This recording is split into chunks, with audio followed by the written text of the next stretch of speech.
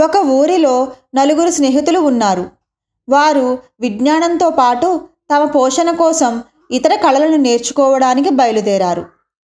వారు ఒక గొప్ప యోగికి సేవలు చేసి ఆయన అనుగ్రహంతో కొన్ని మానసిక శక్తులను, విద్యలను నేర్చుకున్నారు.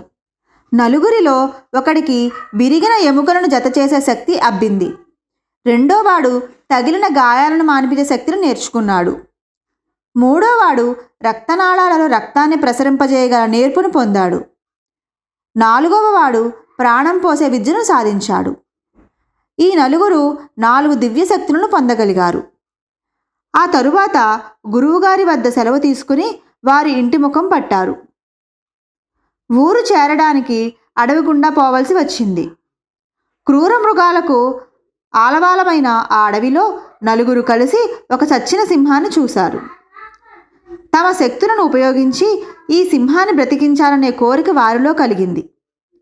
ఇది క్రూర జంతువు, దీన్ని బ్రతికించితే అది మనల్ని చంపుతుంది అని ఒకడు చెప్పాడు.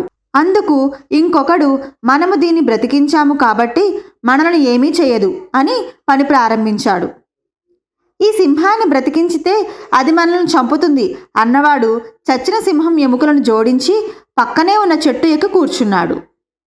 రెండోవాడు గాయాలను మానేలా చేశాడు. మూడోవాడు రక్త ప్రసరణ కలుగజేశాడు. ఇప్పుడు 4వవాడు వంతు వచ్చింది. వాడు తన విద్యను ఉపయోగించి ఆ సింహానికి ప్రాణం పోశాడు. ఫలితంగా మళ్ళీ ప్రాణం వచ్చిన సింహం ఆ ముగ్గురిపై విరుచుకుపడి వారిని ఆహారంగా భుజించింది. చెట్టుపైకి ఎక్కినవాడు జరిగిన సంఘటన చూస్తూ ఉండిపోయాడు. జీవితంలో మనకున్న శక్తిని, తెలివితేటల్ని, జ్ఞానాన్ని ఎక్కడ ఏ సమయంలో ఉపయోగించాలో తెలియకపోవడం కూడా అజ్ఞానమే. గురువు నుంచి తపస్సు చేసి పొందిన జ్ఞానాన్ని చచ్చిన సింహం మీద ప్రయోగించి బ్రతికిస్తే తిరిగి వాళ్ళనే చంపేసింది. అంటే మనం చేసే సాయం కూడా వృధా పోకూడదు అనే నీతిని ఈ కథ ద్వారా తెలుసుకోవచ్చు.